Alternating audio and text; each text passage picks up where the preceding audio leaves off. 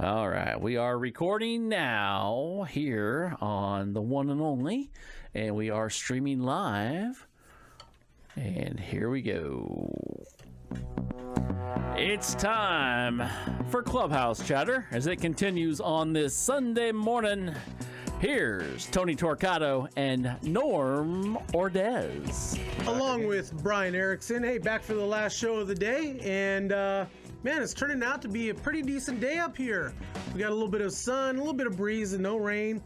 And our next guest is Emily Wolfson of Unforgettaballs. And so I heard about these guys. I got a baseball for Valentine's Day from my wife, and it is got hearts all over it, and it's got like a red heart in the middle that says love you, and it came in this nice little baseball case. And Emily is the creator of this, and Unforgettaballs started about 20 years ago? Yeah, 20 years ago. And Emily, how you doing today? I'm great. I'm so glad to be on. Thanks so much for having me. You know, I'm glad that you've got some really, really cool balls, flat out. I mean, you know, balls that I never thought that you could do stuff with. You know, American flags. You know, I like the ones for the wedding. You know, asking. I wish I would have known about this. I would have asked my wife to marry me through your service. Oh, thank you. It's funny, like, there are a lot of people out there that have baseball, like, themed weddings. So, when I first did it, I didn't know, is this going to fly? Is anybody going to be interested? And it's funny. It's actually one of my, like, better-selling items is the wedding stuff, because I think a lot of people do it. And so what is your best-selling item? Well, I have like 100 designs. So they kind of fall into two camps. They're either like for occasions, like your wife got you for Valentine's Day or a wedding or something, or I have stadiums where I do the outside and the inside of stadiums because my background is architecture. So my best-selling stadium is definitely Yankee Stadium because it's kind of even if you're not a Yankee fan, which I'm not. It's just an iconic place. Even the new one, because they made it after the old one. There's just something about it. And my best-selling occasion one is probably the wedding baseball. Right. So how did all this begin? Where did it begin? I mean, was it a baseball for your husband? How did it start? Well, it started that I'm like one of those artists that likes to work teeny tiny. So I saw a baseball display. This was a long time ago, like back when all baseballs were just white. And I saw a baseball display where somebody had dyed the leather strips in colors. And I was like, oh my God, that's so cool. I got to do that for my college dorm room. So I went to the toy store and I bought a bunch of baseballs. And because I was an artist, I thought, wait a second, like I don't have to just paint like colors like that, what I saw. I could do designs. So I started and I did, my husband now, my then boyfriend, I did an American flag. And I did it because the baseball breaks up into two pieces. I did it like half stripes and the other half stars. And nobody was doing this then. So it was really unusual looking to see a baseball with like all of this design on it. There weren't anything like that. And I just started, because they were so small, I could finish them. It wasn't so big that I couldn't finish it. So I would I kept making them, and they were like, rolling around on my dining room table. And I was trying to think like, these are cool. What am I going to do with them? And it just evolved from there. I started doing craft shows, and I started being able to produce my artwork into prints, which really allowed me to get a lot bigger. Because, it takes me like 20 hours to make a ball, and, there's only so many hours in the day and the week. So, that was slowing me down doing them all by hand. And how many do you think you've done since the beginning? Well, I've sold printed balls like upwards of 925,000, which is kind of crazy. I know. I know when I first started, my husband said, I was like, oh, I'm going to sell 1 million of these. And he said, the chances of you selling 1 million of these is the same chance of me becoming a professional basketball player. And I'm so excited for him to eat his words. I got like another year, and he's definitely going to have to take that back. So are you gonna have like, what are you gonna do for your millionth baseball? I don't know. I mean, I probably should do like a specific ball for it. I haven't really thought about it, but I should definitely do something. You ought to have like the milestone collection. Yeah, that's a really cool idea.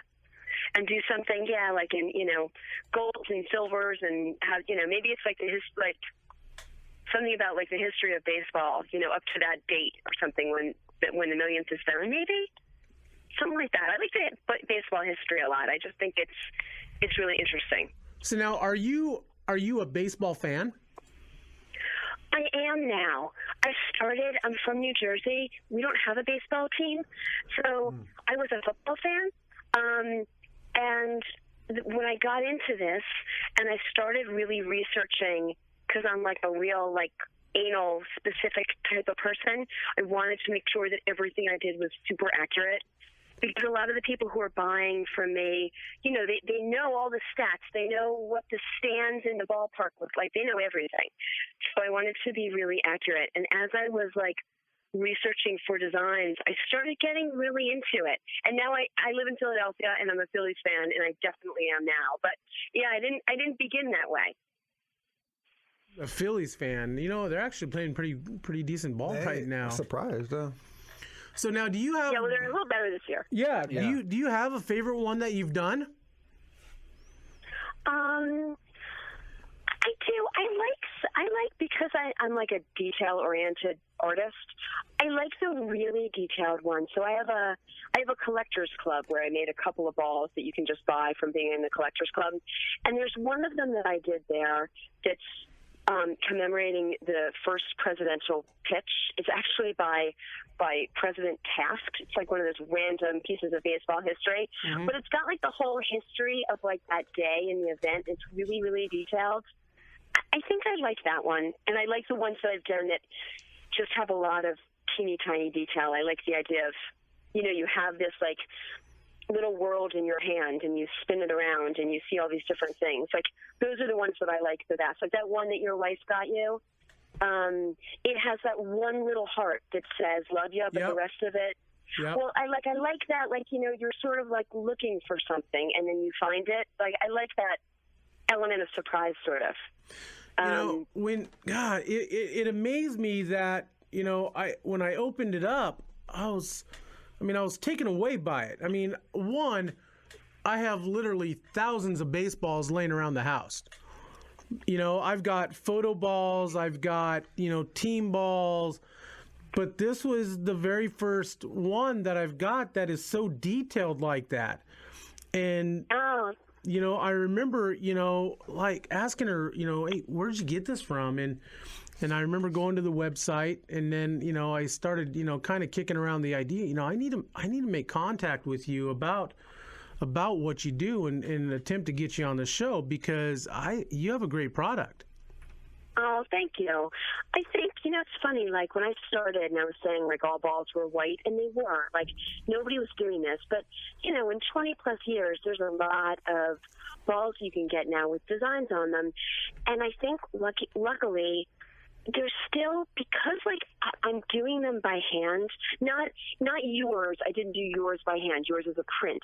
But all of the original artwork that I'm doing, that I'm making prints of, I'm doing them all by hand. They're not on the computer. And I'm drawing them, and I'm drawing them to scale. I feel you can see it. When you're saying, you opened it up and it looked different. I feel I still have the niche of mine really looks like artwork, because, it's not clip art and it's not a photo. It's really, drawn with, acrylic paints and my rapidograph pen from architecture. And I feel you can see that, which is cool.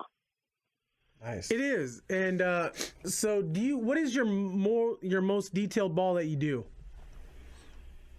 Well, I'd say the stadiums are really detailed because I'm going off of pictures from the stadiums where I'm trying to get every little teeny tiny, all the signs and all the, everything out, because what makes these buildings different a lot of times is like their signage or like how their seats are falling, in the stadium. So that, I would say, like the stadium collection are probably my most detailed. And do you do one for every stadium in Major League Baseball? Well, okay. So I have almost every stadium. It's hard. They keep tearing them down and making new ones. Right. So I have like, I'm 4 shy of having all of the current ones. Okay. Now I also have some, like, I have Ebbets Field and I have Polo Grounds and I have some of the really old ones just because they're cool. Right. So I have more than 32, even though I'm 3 shy.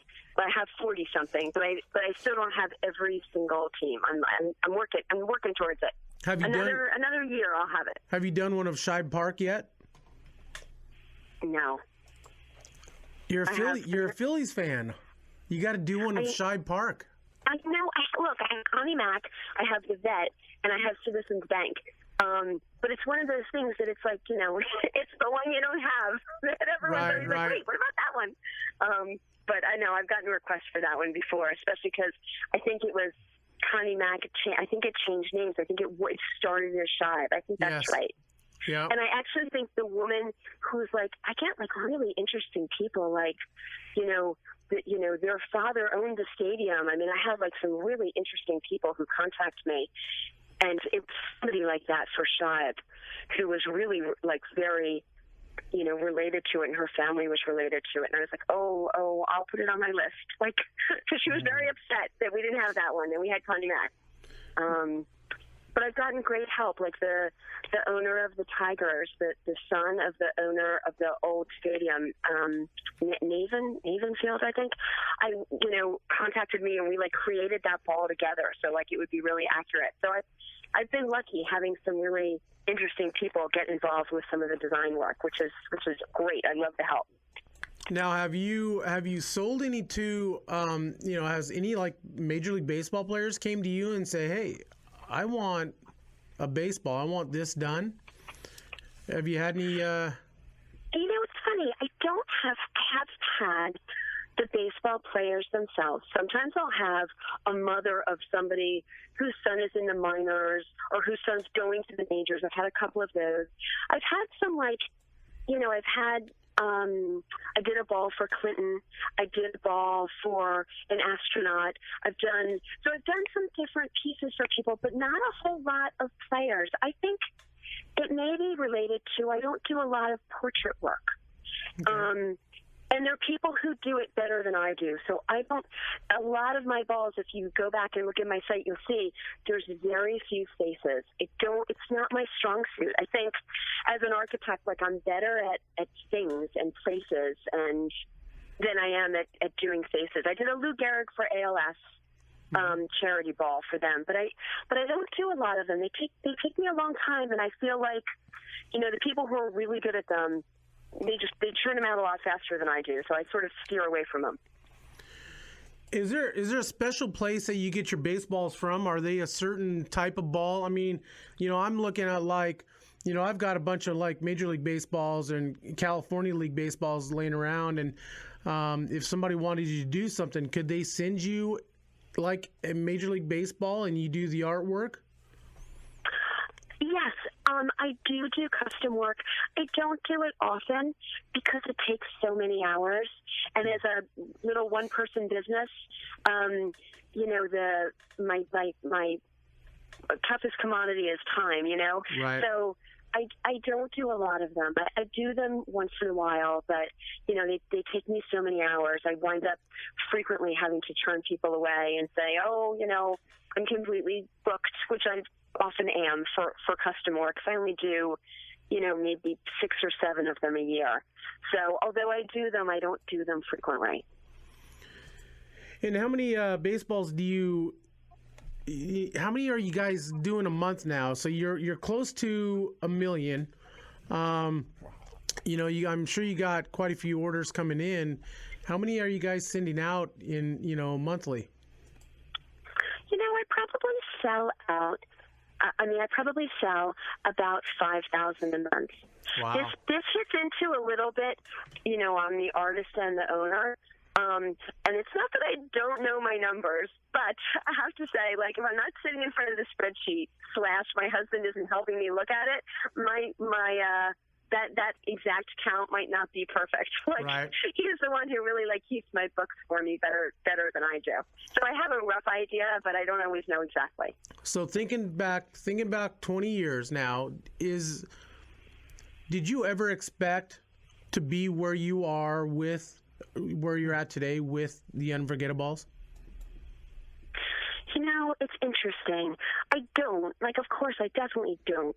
But I'm like a dreamer, that's definitely, I'm like an entrepreneurial at heart. And I think that any day you asked me, even all the way back then, oh, what are you going to do? What's it going to look like? I would have told you it would have looked like this. Now, maybe it wouldn't have ever gotten here, but I don't know. I think it's sort of part of the entrepreneurial spirit. You're always sort of dreaming that it's going to get there. Now, you don't know if it will, and I'm so thankful that it's gotten as far as it has. Mm-hmm. But I was my dream was always bigger than where I was, I guess. And how much does a individual baseball normally cost? I mean, is there a certain price point, or they range between certain prices? Yeah, they're basically $25 on the website, and that's the ball in the cube, and it kind of comes in a little box. Mm-hmm. So yeah, they're basically all 25. I have a couple of balls that are 30. Every year I'll do a World Series ball, and I'll sell it just for the run of that year. So that one's a little bit more because it's a little more limited, but it's 30, so it's not substantially more. Right. But yeah, I'm kind of in that price range. And if somebody wanted to check you out, what's your website address? So, all right, it's kind of long. It's unforgettaballs.com, but, the spelling of it is unusual. It's UNFORGETTABALLS.com, like balls, like baseballs. Right. But, yeah, check it out. Yeah, absolutely. Very cool. They awesome. are pretty cool. I know. It's not often that we do something like this, but yeah, you just, like I said, your product stood out to me when I opened it up, and I mean, it's unique. You see like I said, you see the team balls, Braves, Giants, and whatnot, and then stadiums will give out, an Ichiro ball or whatnot, but you don't see a lot of baseballs like this. No, definitely not. And it's pretty cool. So once again, Emily Wolfson. Emily, hey, thank you for taking the time. And let's do this again sometime soon. Awesome. Thank you so much for having me on. It was really awesome. And no, sounds great. And I'll be in contact with you, and we'll chat some more. Perfect. All right. Thanks again. Have a great day out there, guys. Thanks, Hey, Emily. thank you. All right. Once again, Emily Wolfson of Unforgettaballs.com. I'm telling you, man, those things are pretty. I mean, Brian, you saw the flag one. Yeah, it's pretty cool. That is pretty cool. Yeah, it's really awesome. It's amazing. The artwork in it, the detail. The detail. But she's selling thousands a month? 5. Yeah. Well, see, that's pretty good. And, Yeah. Wow. And the holder, the holder that it comes in is a solid baseball holder. And like I said, it comes in. That's cool. I really like their design cool. and the way she. It's way cool.